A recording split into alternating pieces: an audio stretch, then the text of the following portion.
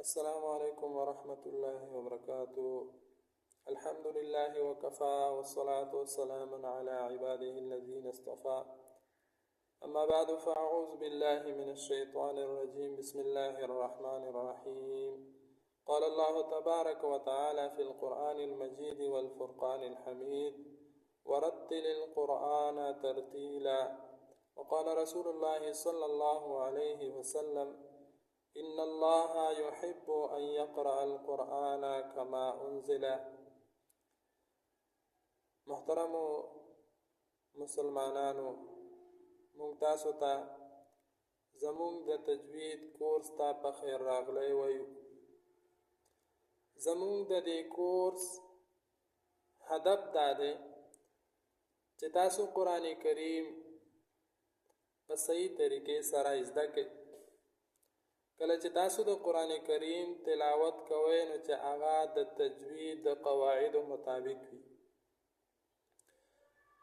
ځکه چې د قرآن کریم تلاوت د تجوید د قواعدو مطابق وو نو په هغې باندې بیا انسان ته اجر میلاویږي، او کنه هغه د تجویدو د قواعدو مطابق نه و بلکې مخالف و، نو د اجر په ځای باندې الټا انسان په هغې باندې ګناهګاریږي، ځکه د هغې په معنا، مطلب، مفهوم، ترجمه کې فرق راځي، او چې په ترجمه کې فرق راغله نو ته به د ثواب په نیت باندې تلاوت کوي او الټا به په هغې باندې ګناهګار شي. نو دغې دپاره موږ د تجوید د کورس ابتدا کوو.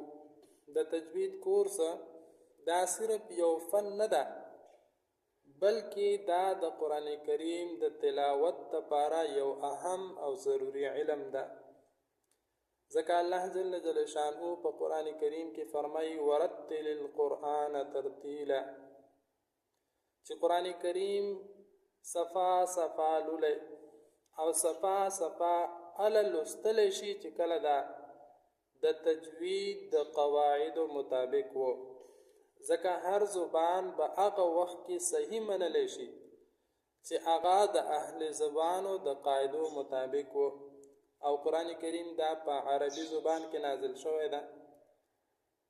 نو دا چې د عربو د قاعدو مطابق وو، د تجوید د قاعدو مطابق وو، نو صحیح به منلی شي، صحیح به بللی شي، او که چیرې دا د تجوید د قواعدو مطابق نه و نو بیا به دا د دې تلاوت هغه صحیح نشي ګڼلی. نو دغې دپاره زمونږ دا چینل سبسکرایب کړئ او خپلو مسلمانانو ورونو سره یې شریک کړئ چې هغوی هم د دې کورس نه فایده واخلي، او که تاسو څه سوال لرئ نو هغه هم موږ سره شریکولی شئ، او که څوک دغه سبقونه زده کړي او دوباره موږ ته یې اورول غواړي نو هغوی په واتساپ نمبر باندې رابطه کولی شي. جزاکم الله خیرا، بارک الله فیکم.